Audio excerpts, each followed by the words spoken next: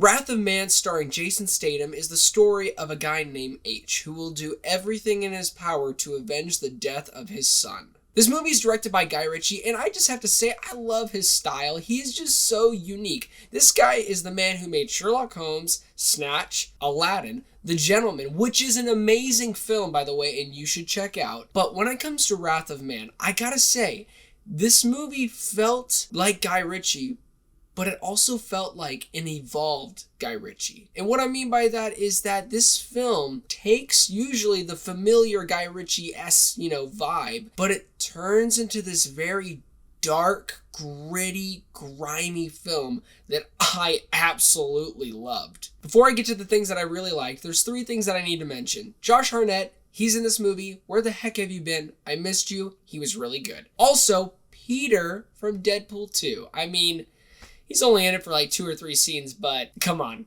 The guy's awesome. I love him. Glad he's getting more work. Also, Posty's in this, and I gotta say, run away, run away. You'll get it if you watch the movie. Okay, now into the things that I really enjoyed. This film, for me, feels like a good old-fashioned revenge tale that does it right. Cough, cough, without remorse. And yes, I'm throwing shade to Without Remorse because it is a film that just, we've seen it a million times. And people can make the same complaint about this, but here's the difference between the movies.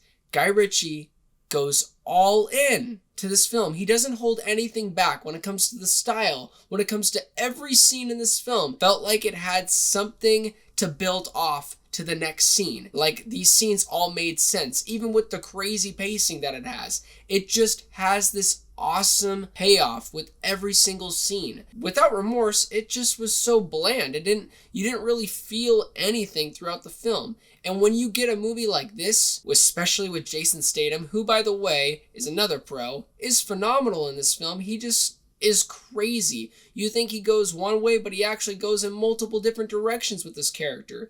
It's just the different layers that Guy Ritchie is able to pull off with the characters in this film and the directions they go in, and with the editing and with the action. It's just, it takes this good old-fashioned revenge tale, puts some darkness, some blood, some violence, and you get Wrath of Man. And I gotta say, it's a solid good time at the theaters. And with it being a Guy Ritchie film, the action in this is pretty dang good. It's pretty on point. It's surprisingly not a whole lot of action. It's more so dark scenes that take place for these big grand moments of suspense. It's more like, I'm kind of shocked with what I'm seeing right now, not necessarily on a violent scale. It just goes into this very dark place in the second act that, combined with the violence, combined with the characters that are having to make these very, very intense decisions without any question of remorse in their head. Without Remorse. And to go even more in depth with the deep, dark aspect of this film was that it was just so cool to see how this film evolved from this kind of heist film in the first 45 minutes to this completely dark, completely dreadful crime lord film in the second act, and then back into the heist film into the third act. I just thought it was so unique with Guy Ritchie's pacing in this film. It just wasn't something I've seen in a while, and I think Guy Ritchie is just such a phenomenal filmmaker. I feel like he has such a specific eye with what he wants, and with this film, with Wrath of Man, he wanted a dark, gritty crime lord heist film, revenge tale, all in one, starring Jason Statham, where he does not hold any punches.